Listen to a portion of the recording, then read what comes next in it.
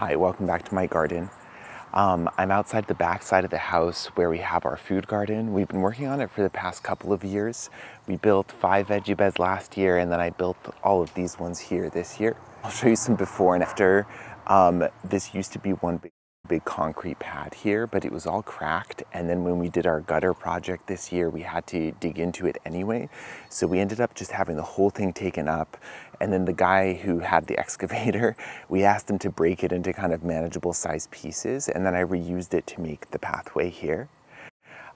So the plan for this is to kind of have a little bit of everything. It's mostly edible plants, also some like medicinal, some herbs, things like that, good companion plants. The idea is to grow, not necessarily enough food at this point to like sustain ourselves all year, but I have like a few goals for like the tomatoes. We have a bunch of different kinds, but I grew a bunch of tomatoes to make sauce. So my thought was to make like 24 big cans so that like once a week all throughout kind of fall, winter, and early spring, we can have homemade tomato sauce. So kind of those kinds of plans. Have some ideas to do like compound butter with a lot of the herbs. And anyway, I'm gonna pick up the camera and start showing you around. So this is the herb garden. I built it this year. It's just an 8x4 bed. And I used like a really gritty mix, especially near the top, like the whole top kind of 4 inches or so are really coarse sand. That's because our winters are like pretty wet. So most of these are hardy for our temperatures, but not necessarily for how wet it gets. So it's mostly like Mediterranean style herbs over here. A few different kinds of lavenders, thymes, rosemary, sage. There's some bay leaves, oregano. There's also some calendula. That's these ones here, which, I don't know, I feel like they could rival like a zinnia or something. These ones here are native nodding onions, and they're so pretty. The bees are all over them during the day, and those ones are edible as well. I haven't tried them, but maybe I will this year. I also love chamomile tea, so I decided to grow, and it was really unsuccessful. Only one of the like cells in the whole tray germinated, and I wasn't sure why. I feel like maybe I cared for it too much. And then I was looking around the driveway. I'll try not to give you whiplash, but there's like a bunch of weeds coming up, and I'm pretty sure that most of them are chamomile. So I'm not sure if I made a mess while I was sowing and they were just more successful on the driveway. But I'm gonna let this one go to seed and then maybe let it self-seed a little bit in the bed.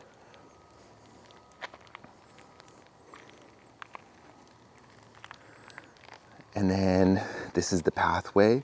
So I feel like it looks pretty good considering it's concrete and not like flagstone. I tried to use kind of some contrasting colors and shapes all together. And then we had these like overflow pipe things, or I'm not sure exactly, some kind of clean out related to the gutter system. But they kind of stuck out and they were really ugly. So I ended up just like covering them with rocks and succulents.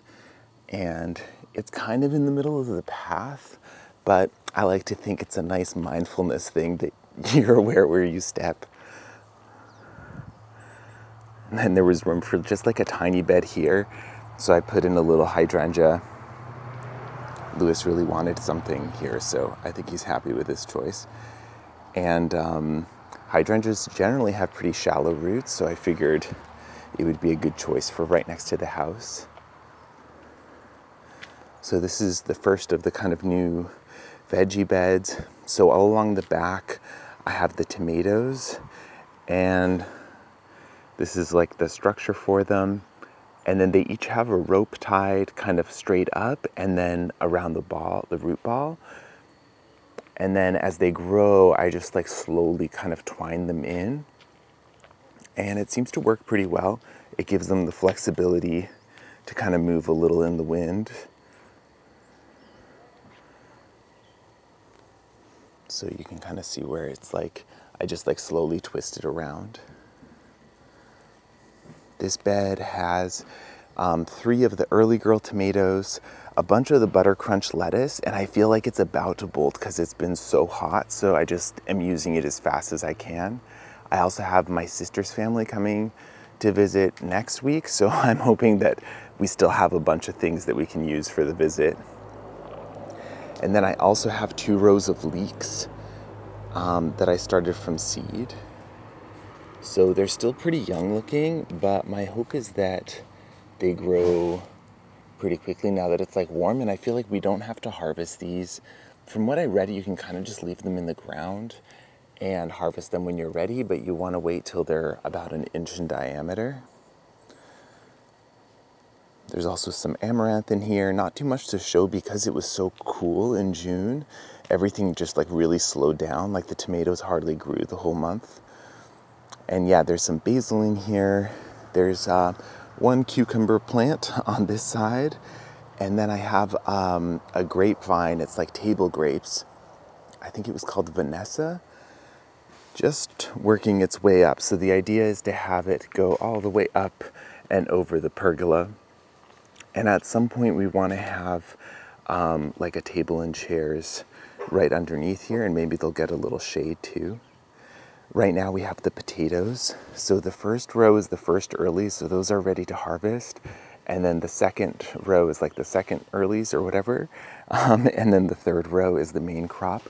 This one's already, I think it might be the driest because of the sun. So anyway, I think they're all going to be ready to harvest pretty soon. And then on this side, I have 9 of the Roma tomatoes, those ones I'm going to use for sauce. And there's more of the basil. And then at the base of this side to climb, I have 2 different kinds of melon. I grew those from seed, but again, because it was so cool in June, like they didn't really grow that much, but I'm hoping that they'll just like take off now. There's also a little clematis there.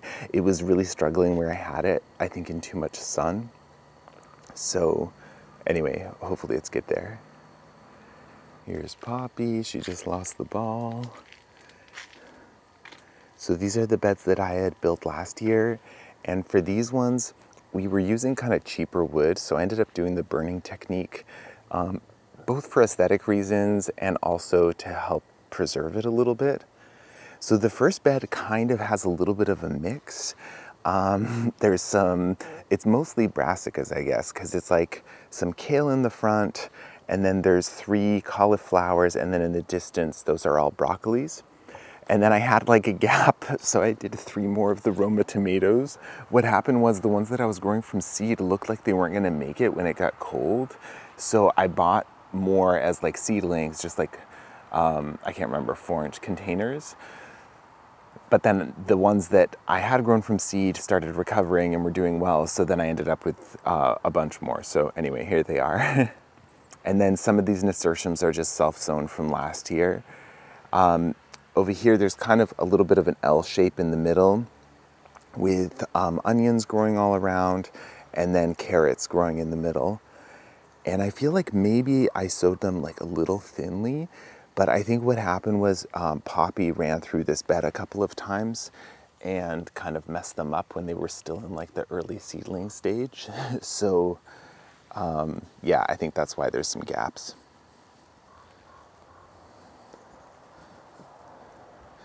I've also put in just a few zinnias in all the beds. I had some of the giant purple ones left over and they were kind of struggling in their containers.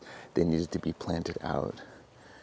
And then on this side, I also have, these ones are a little sad looking. This one looks a little better. It's still early in this season. These are the white eggplants. I think they were called Snow. They're like a little less bitter, I think. We grew them last year and they were delicious. So I thought that those would kind of take over once the broccoli's done. And then in bed number 2, on this side of the trellis, I have a few beans growing. These are purple pole beans.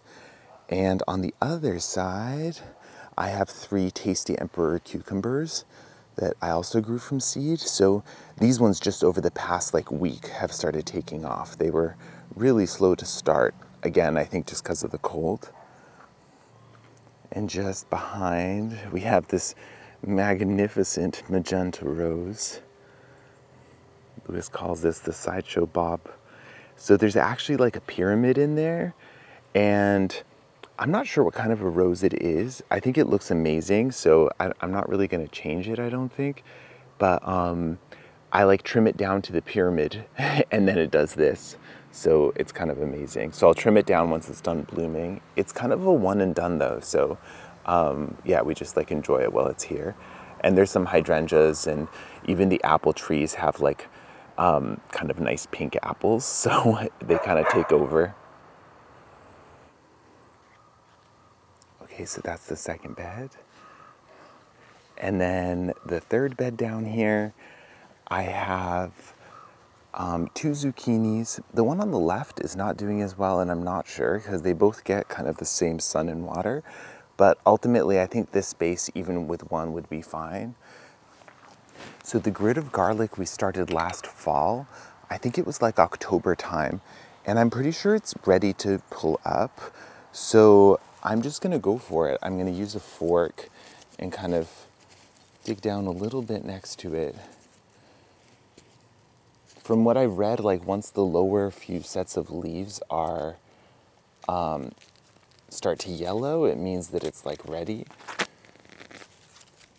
So I'm not expecting these to be like, you know, the biggest ever, but like that looks pretty cool. So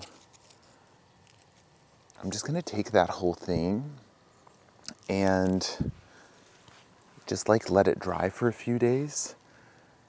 I have a table in the garage and there's like a breeze there, there's no direct light, and yeah, it seems like a good spot. It's kind of like out of the way. So I'm just gonna like let them dry out, and I don't think we're gonna store them. They just like don't seem to store very well in general here, even like the store-bought ones.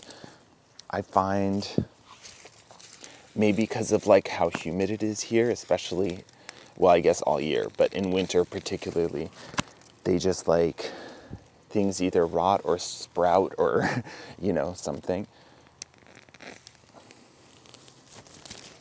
But I'm excited to have these up because I have like this whole area that I can add more things to. I was kind of like running out of space, even though we have so many different beds. Especially like some things, they just like, you have to start them so early, or they end up being in the ground for like so long. Like these, it's been, you know, almost 9 months.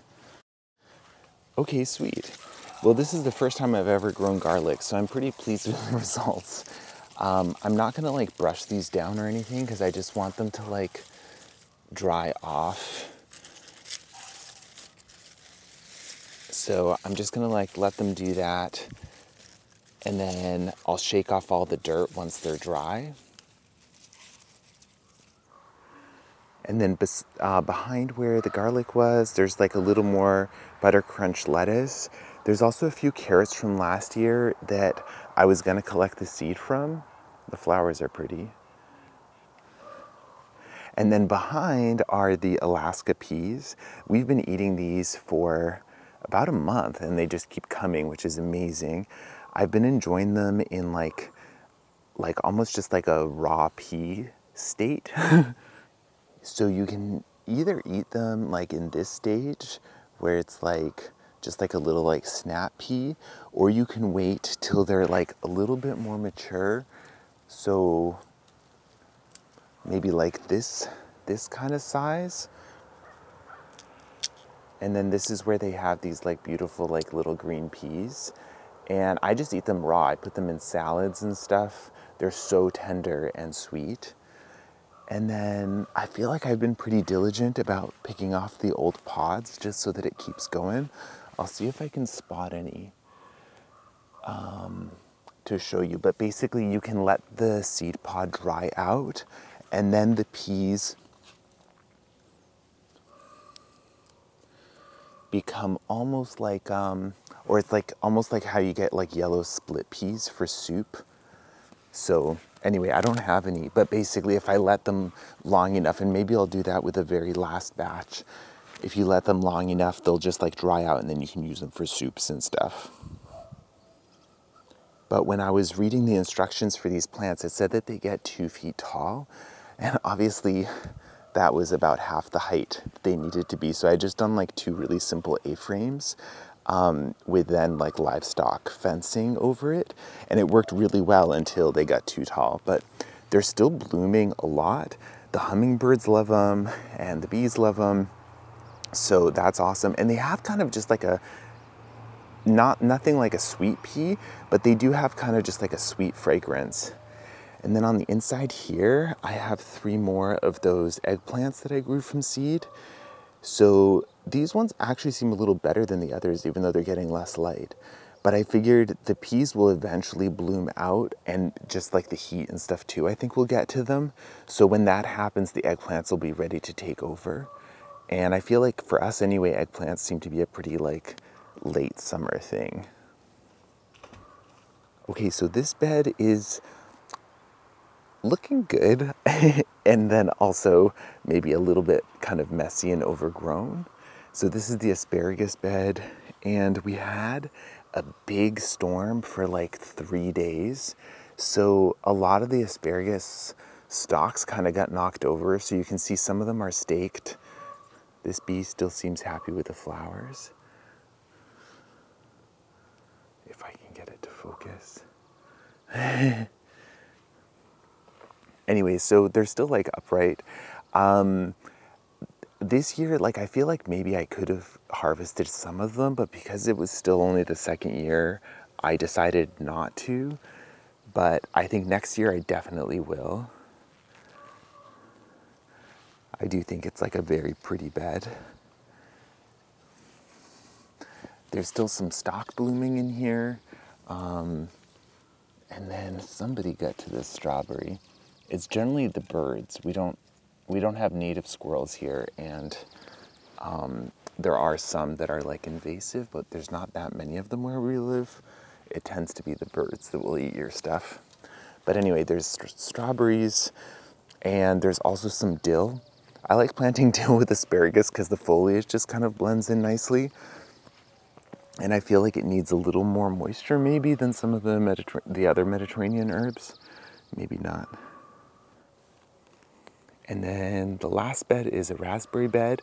So these are the like ever-bearing ones, which we're treating as kind of late blooming ones. So basically I cut back the stalks in spring. Those stalks would have bore fruit, and then the new stalks would bear fruit in like September.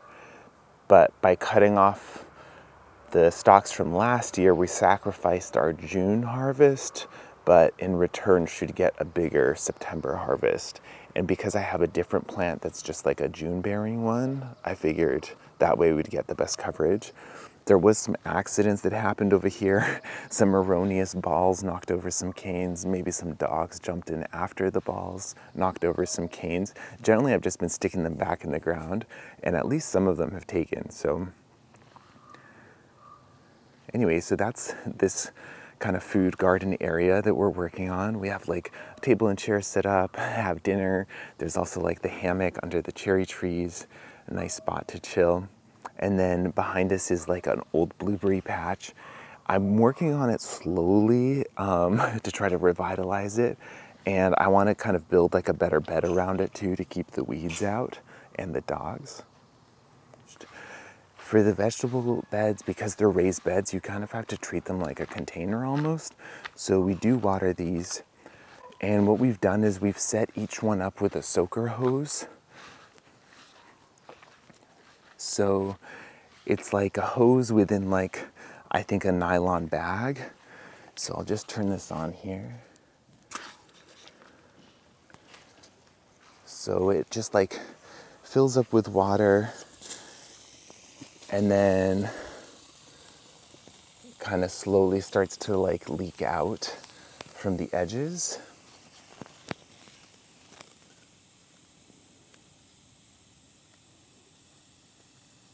And then depending on the day, so we generally water every other day. Right now, because we've had a heat wave, we have been doing it every day. But generally we'll do every other day for like 15 minutes, and that seems to be enough. they're pretty deep beds, and especially like the asparagus is perennial, so that might have just like rooted all the way down into the ground by now. And I think some of the other things are capable of doing that too. So basically, yeah, we just like set a timer and run it on each one for about 15 minutes, maybe a little longer for the L beds that have the tomatoes and the lettuces and stuff. So thanks for coming along for our food garden tour. I'll keep you posted throughout the season. Things are really starting to take off now, so I'm excited. You know, will the tomatoes reach the top? Who knows, but hopefully. So yeah, I'll show you as we continue to harvest things and plant new things as well. So thanks for coming along for today's tour, and I'll catch you next time.